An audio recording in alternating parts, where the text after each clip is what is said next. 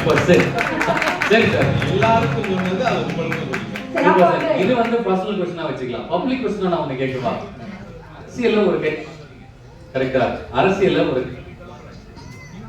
நீங்க ஒரு சினி உலகத்திலயும் நீங்க வந்து காலடி எடுத்து வச்சிருக்கீங்க. ஒரு நடிகராகவும் நீங்க இப்போ உங்க பயணத்தை ஆரம்பிச்சிருக்கீங்க. ஒரு நடிகரா எப்படி ஃபீல் பண்றீங்க? எப்படி இருந்துச்சு அந்த அனுபவம்? அது உண்மைதானே?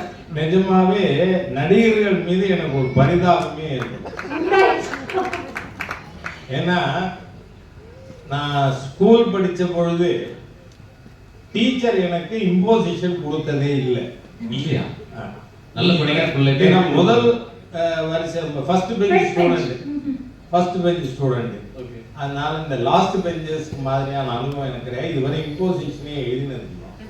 ஆனா அங்க சினிமா உலகத்துல போயிட்டா நடிப்புல இவ்வளவு இம்போசிஷன், திருப்பி ரீடேக். அதனால எனக்கு நடிகர்கள் மீது உள்ளபடிய ஒரு பரிதாபமும் இதுவும் எனக்கு ஏற்பட்டு. நல்லா இருந்துச்சு சார் உங்களுக்கு? நல்லா இருக்கு. இன்னும் 80% முடிஞ்சிருக்கு, 20% சூப்பர் சார். எதிர்பார்த்துட்டு இருக்கேன் சார். அதே மாதிரி இன்னொரு எதிர்பார்ப்பு எங்களுக்கு இருக்கு சார். 2026 எஸ்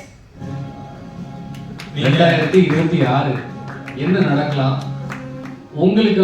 நீங்க ஒரு தொலைநோக்கு பார்வையோட ஒரு நிறைய கட்சிகள் வந்துட்டு இருக்கு, புது புது கட்சிகள். அரசியல் கேள்வியா போனதுனால நான் அரசியல் ரீதியா பதில் சொன்னா தப்பு இல்லையே? கண்டிப்பா கிடையாது சார்.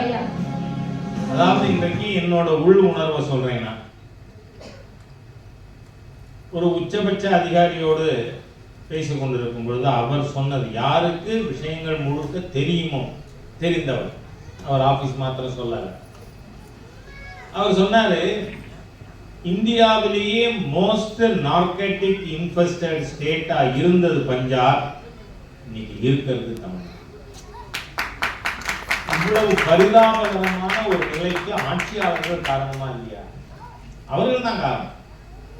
அது மட்டும் இல்ல, இன்னைக்கு கூட திருச்சியில பாபு சிதம்பரனார் அவர்களுக்கு மரியாதை செலுத்தியதும் பத்திரிகையாளருக்கு சொன்னதையே நான் இங்க சொல்ல விரும்புகிறேன். நீங்க பாத்தீங்கன்னா இந்த ட்ரக் கடத்துறவங்க ஒரு பக்கம், அந்த ட்ரக்கை டிஸ்ட்ரிபியூட் பண்றவங்க யார்? எங்க? சென்ட்ரல் ஸ்கூலுக்கு முன்னாடி, சிபிஎஸ்இ ஸ்கூலுக்கு முன்னாடி. அதாவது அதிகாரத்தில் இருக்கின்ற ஐஏஎஸ் ஐபிஎஸ் அதிகாரிகள், ஏனைய பிற அதிகாரிகள், டாக்டர்ஸ், இன்ஜினியர்ஸ், ஆர்கிடெக்ட்ஸ், ஆடிட்டர்ஸ், இவங்க குழந்தையெல்லாம் போதைக்கு உள்ளாக்கி விட்டால் அடுத்து இந்த சமுதாயத்தை வீழ்த்தி விடலாம் என்கின்ற எண்ணத்தோடு ஒரு பெரிய நெட்வொர்க்.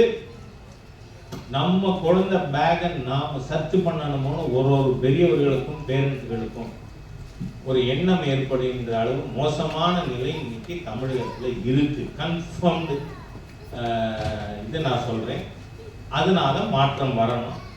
வரும் மக்கள் அந்த மாற்றத்திற்கு உதவுவார்கள்ங்கிற நம்பிக்கை எனக்கு. நன்றி சார். நன்றி சார்.